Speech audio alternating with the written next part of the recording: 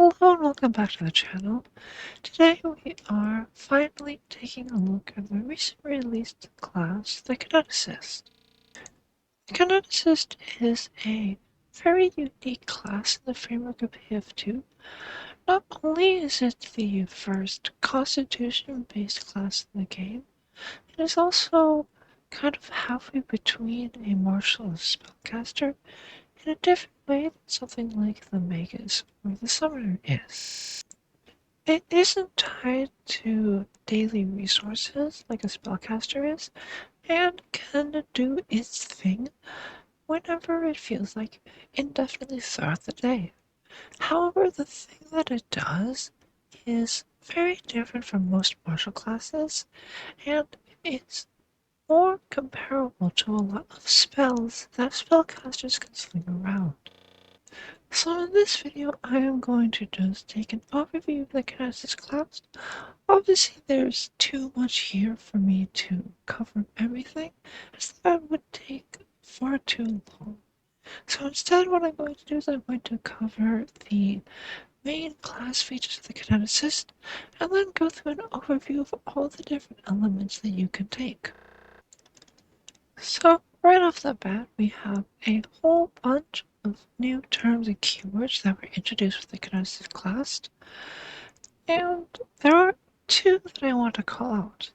The first is Impulse, which is an action that you can only take if your kinetic aura is active. And the kinetic aura we'll cover in a second, but basically it's an aura that you need to activate first before you can really do anything as a kineticist. The second is going to be Overflow, which is an addition to Impulse, which means that using this action will turn off your kinetic aura, forcing you to turn it back on again before you can continue using any other impulses. So, straight off the bat, we have our key ability score for the Kineticist is Constitution, which is very unique in that this is the only Constitution-based class in the game so far. And if we look at initial proficiencies, we see our first instance of that blend between martial and spellcaster. We start trained in perception, but we have 2 expert saving throws and 1 trained saving throw. And as the Kineticist progresses, we eventually get expert perception, legendary fort saves, master reflex saves, and expert will saves.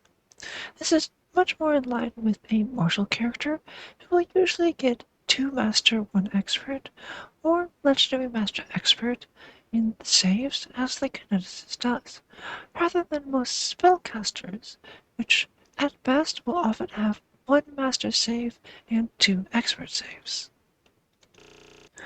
Additionally, we are trained in light armor, but will eventually scale up to master in light armor and unarmed defense.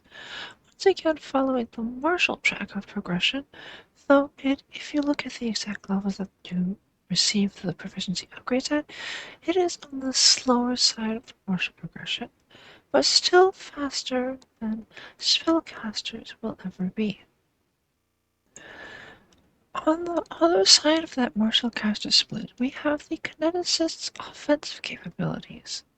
While they start trained in simple weapons and auto attacks, they only ever become expert in both, similar to most spellcasters. In exchange, most of their class features are going to be based on their class DC instead, which, while it starts trained, eventually scales up to legendary at the exact same pace that almost every spellcaster will. So, onto the class features, and the main one for the Kineticist is going to be this Kinetic Gate, which is how the Kineticist draws their elemental powers. At level 1, you can either be a single or dual gate Kineticist, and this determines which impulse feats you're allowed to take. For example, you could choose just air, in which case you would only have access to the air elemental impulse feats. On the other side, you could choose to be a metal water kineticist, in which case you would be able to choose feats that dealt with either metal or water. However, as an incentive for choosing just a single element, you also get a bonus elemental impulse junction, depending on which element you choose. And these are extra bonus effects that take place when you cast an impulse of that element. In order to activate your kinetic gate, you have to channel elements at the start of every combat. This opens your gate and activates your kinetic aura, which also interacts with various feats that the kineticist has available to them. When you channel elements, you emit a 10-foot emanation with your element contained inside.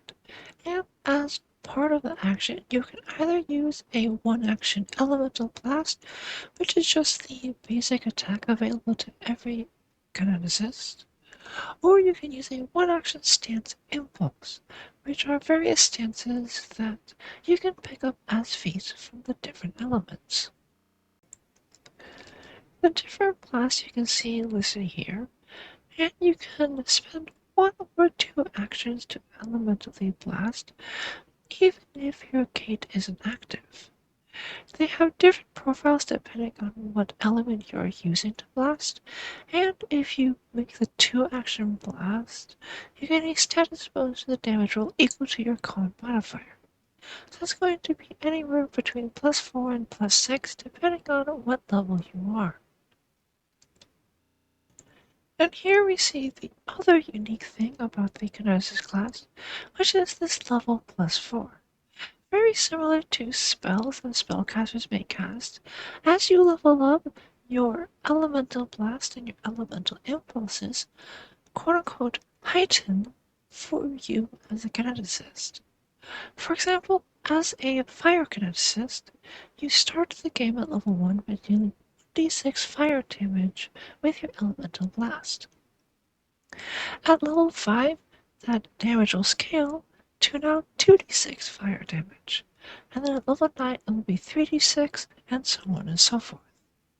This pattern continues with very many elemental impulses that the kineticist has available to them, gaining increased effects or even simply just heightening damage, very similar to how spells have heightened effects as you cast them at higher spell ranks. In addition to the elements you can start the game with as a kineticist, every 4 levels, so level 5, 9, 13, and 17, you get the gate threshold, which allows you to increase your options as a kineticist, either by expanding the portal, focusing more in on one element, and gaining a gate junction for that element, or forking the path, gaining access to an entirely new element, and thus all of the feats that are related to that element. Gate junctions are additional effects that apply either passively, for example with resistance, aura, or skill junctions, or actively when you use an elemental blast or elemental impulse that the gate junction is tied with. For example, with the critical blast or the impulse junction that we saw earlier. That is all for the basic functionality of how the Kineticist and their gate works. But there are a couple extra class features I want to cover, starting with at level 11, reflow elements. This is very similar to a fighter class feature, which allows you when you make your daily preparations to basically retrain one of your impulse feats to a different impulse feat with the same elemental trait. This upgrades at level 17 to double reflow, which allows you instead of retraining one impulse feat to retrain 2 instead. And what this means for the kineticist is that, given a few days of downtime, they can replace a very large portion of their build. Obviously, while there are a number of class feats that the kineticist has access to that aren't impulse feats and just improve the kineticist other ways, The bread and butter of the kineticist is going to be those impulse feats and what you can do with various elements that you have at your disposal. And with reflow and double reflow, you can change up your options basically on a dime. And finally, we have the Kineticist Capstone Final Gate, which allows you to channel elements as a free action at the start of your turn. Not only does this mean you can use overflow impulses every turn, turning off your elemental gate only to reactivate it at the start of your next turn, it also comes with that free one-action elemental blast or one-action stance impulse, meaning you effectively get an extra free attack every turn. And finally we come to the 6 different elements that kineticists are able to access with their kinetic gate. And how I'm going to work this section is I'm going to cover each element and say what I believe is the kind of primary and secondary focuses of those elements given my reading of their feat list, along with a few feats that I think are emblematic of those focuses. To begin with, we have the air element, which has a focus in general mobility and secondary focuses in communication and evasion. Its initial impulse junction allows you, before or after an impulse, to either stride half your speed or step. And if you have a fly speed, which spoiler alert air can give you, you can fly half your speed instead. As for feats that show off these focuses, for mobility we have straightaway at level 1 4 winds, which for 2 actions allows 4 willing creatures to stride up to half their speed. And at level 8 cyclonic ascent, which grants you a fly speed equal to your land speed or 30 feet, whichever is greater, for 10 minutes. Remember that these kineticist impulses can be used indefinitely, so long as you have your kinetic aura active. What this means is that at level 8, as an air kineticist who took this feat, you now have a permanent fly speed of at minimum 30 feet, so long as you can spare those 2 actions every 10 minutes to keep it up. And at level 14, you can target up to 5 additional creatures, so you and 5 party members all get a minimum 30-foot fly speed, effectively indefinitely. In the communication aspect of air, we have Whispered on the Wind, which is a one-action impulse which allows you to cast Message with a range of 500 feet. Now, if we look at the normal message cantrip, it starts at 120 feet and only becomes 500 feet as spell rank 3. Whisper on the Wind starts at 500 feet and increases to a mile at level 4, which is even earlier than the message cantrip increases to 500 feet. And at level 14, the range is planetary. So long as you and your party are literally on the same planet, which I should hope that you are, you can always keep in communication with each other using Whisper on the Wind.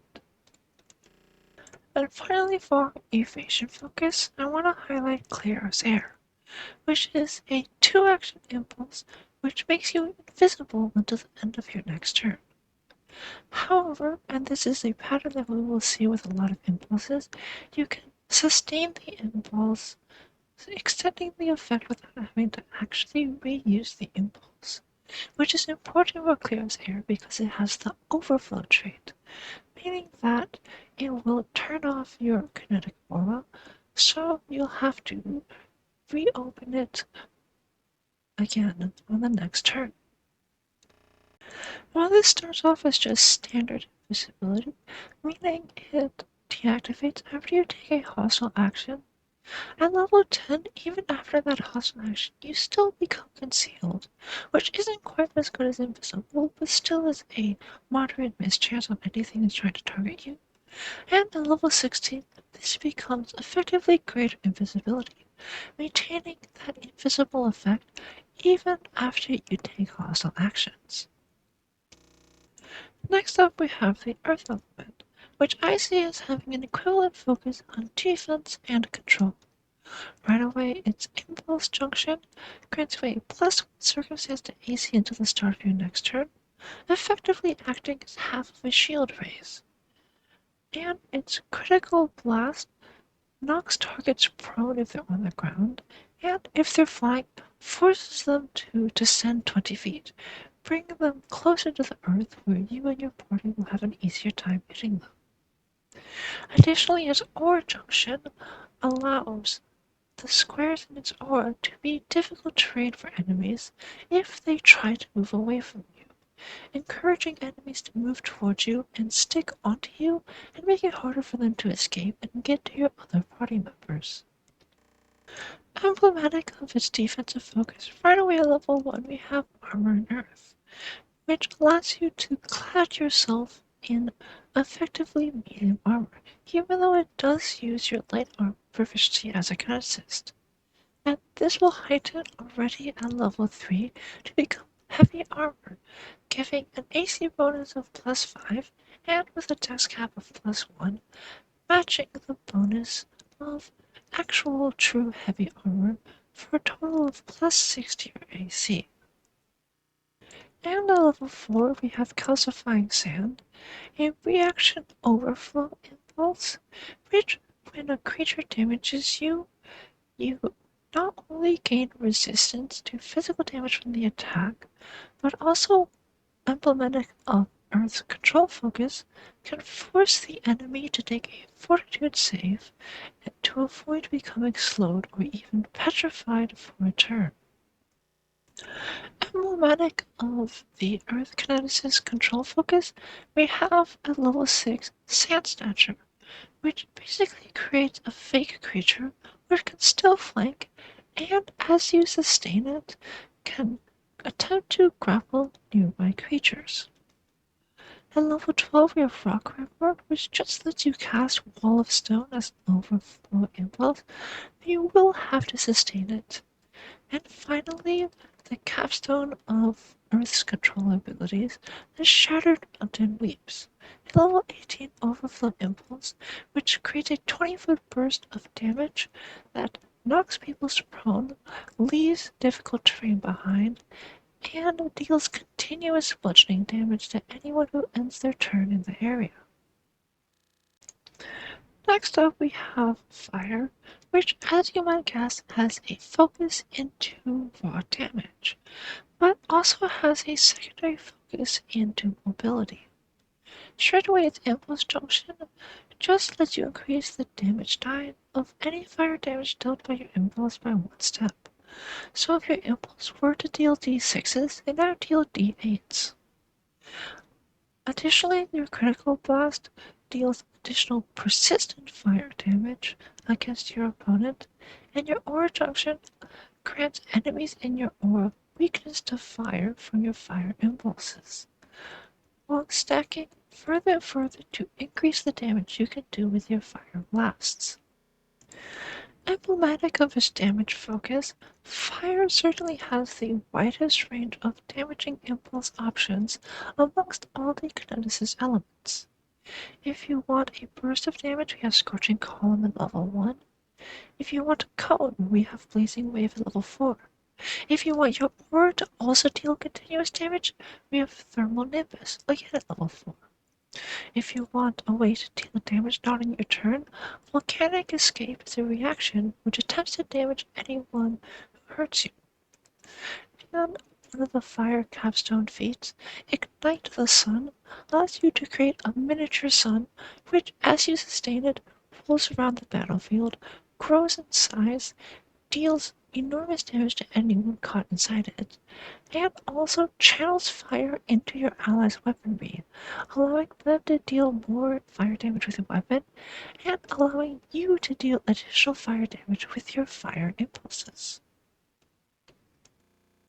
Of course, fire can do other things other than just burn people, And a level 1 burning jet is emblematic of fire's secondary focus into mobility. While level 1, what you get to do is try at 40 feet, ignoring difficult terrain. Eventually, at level 10, you can leap into the air and, with your burning jets, maintain a sort of pseudo-flight. Now, this isn't going to be as effective as air's flight, which just grants you a fly speed for 10 minutes, but it will allow you to jet around with this burning jet and maintain your height at least until you get tired of spinning on 2 axes every turn. The middle element I think I had the hardest time trying to define, but eventually I settled on a primary focus into defense, as well as a mixture of utility and support effects. On the defensive side, we have metal carapace, which grants you medium armor very similar to the Earth Element's armor in Earth. And instead of eventually upgrading to heavy armor, metal carapace instead grants you a rusty steel shield, which you can shield block with, and whose hardness and HP scale as you level up. Jumping up to level 12, we have the Shatter Shield stance, which creates 4 pieces of metal that float within your aura, granting you and your allies an automatic +1 to AC, and which also throw themselves in front of attacks, attempting to reduce the damage incoming to you and your party members. And at level 14, we have Alloy Flesh and Steel, which allows you to effectively cast the Ferrous Form spell, which is a spell that grants you physical or damage resistance, as well as immunity to a number of things that golems would normally be immune to: death effects, disease, drained, fatigued, healing, non-lethal attacks, paralyzed, poison, sickened, vitality, and void damage. On the utility support side of things, we have Flash Forge at level 1, which allows you to just forge up a piece of low-level adventuring gear. We have Plate and Treasure at level 4, which allows you to cast Clad in Metal, which effectively coat weapons in precious metals for a limited amount of time. Additionally, with Plate and Treasure, your metal blasts also become coated metal. So, for example, you're fighting a Fae, you can plate all of your allies in cold iron, and additionally treat your metallic blast as cold iron for the purpose of fighting the Fae creature. And finally, level 18, you get a piece of Slumbering Steel, which just allows you to summon 5 enormous mounts that you and your party members can ride on in battle.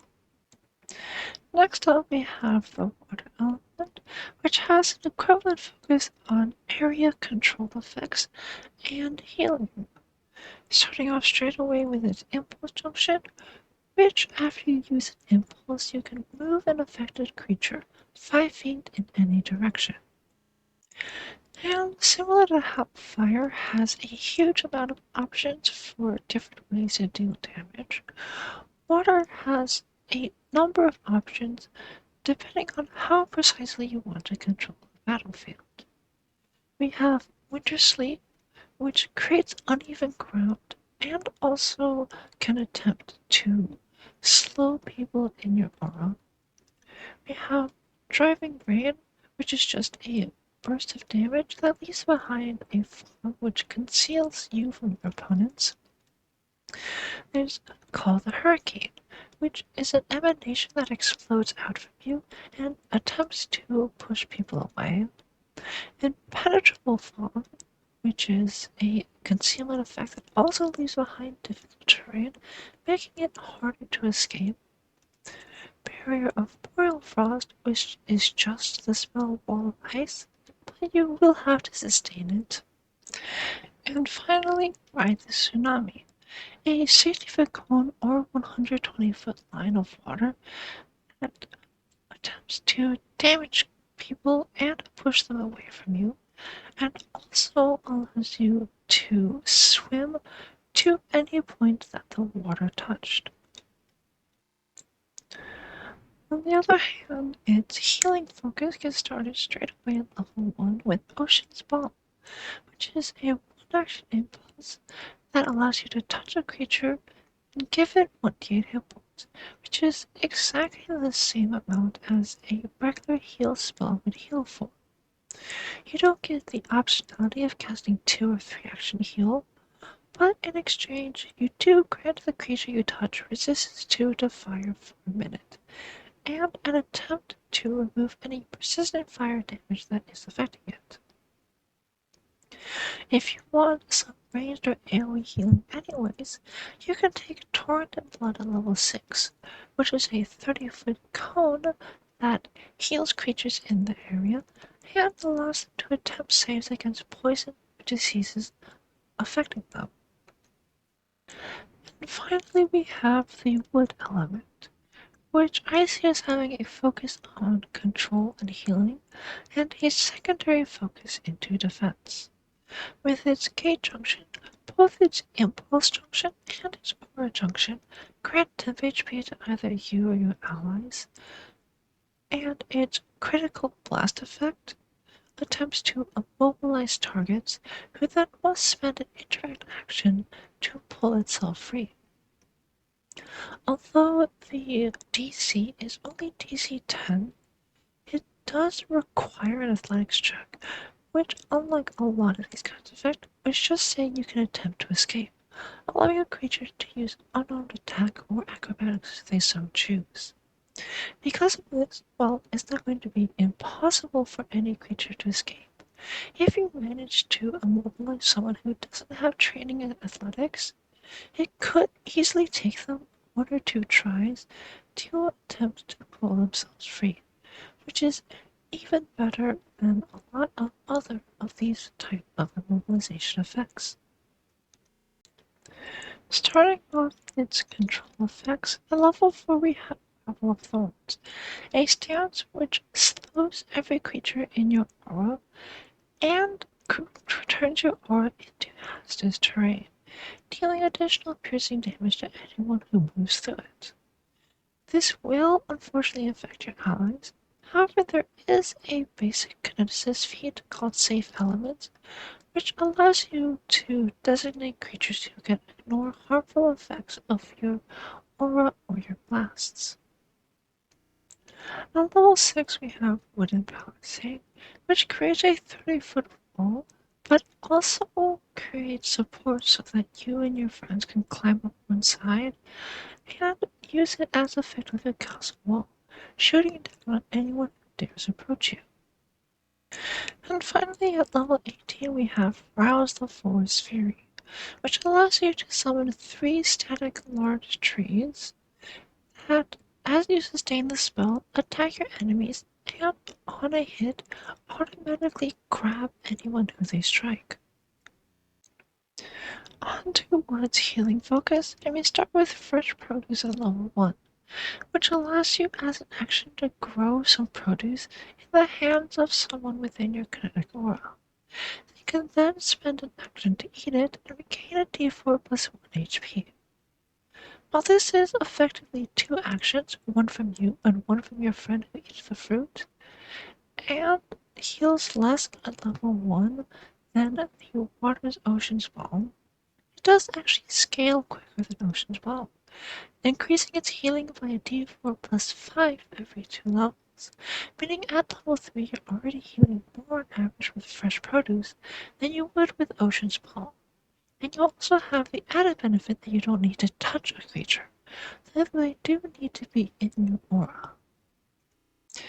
Next we have Dash of Herbs at level 6, which allows you to heal a creature within 30 feet, and also grant them an additional save against one of a few different negative effects. And finally at level 8 we have Sanguivolent Roots, which is a burst which sucks the life out of enemies in the area and transfers that as healing to your allies in that same area. And on the defense side we have Harped Arbor, which, very similar to Metal Carapace from the Metal Elemental, grants you medium armor. Now, instead of metal, obviously this one will be wood, as well as the shield that you get from the impulse. And also level 1 we get Timber Sentinel, which just lets you cast Protect a Tree indefinitely, which is a spell which summons a tree that attempts to interpose itself between attacks against anyone next to it, absorbing HP of damage before it can attempt to actually damage its real target. So that is an overview of the Kineticist class features, as well as all of the elements that you can take as a Kineticist. But before I end this video, I want to call out a unique new piece of equipment that got introduced, which is the Gate Attenuator. This serves as the Kineticist's fundamental runes, granting you item bonuses to your impulse attack modifier, though notably not to your impulse DCs. So that is all for this week's video, and as a final note, I just want to say, I think the Kineticist is a really interesting, really unique class that can finally perhaps scratch that blaster caster itch that people have been looking for. Obviously, if you're interested, there's a ton of stuff I didn't cover in this video. There are composite elemental feats, which let you combine elements for additional and different effects, as well as just base kineticist feats, which aren't tied to any particular element, but do improve the kineticist class as a whole. So if you are at all interested in the kineticist, I really strongly encourage you to go through and read with what the class has to offer. Hopefully this video will give you a little jumping off point, at least insofar as which elements you may want to spec into as the kineticist, but really the class is so incredibly flexible that there are so many different ways to build the kineticist that it's going to be very difficult for any two people to have kineticists that look even remotely similar. So that's all for this week's video. Next time I want to try and really see how the Kineticist compares as that blaster caster that people have been hyping it up as. So I'm gonna see if I can compare the Kineticist fates, find sort of similar spell effects that do those things, and compare numbers and see how it does. So I hope you look forward to that next time, and that you'll come back to watch the video when it releases. But most importantly, I hope you have a lovely day.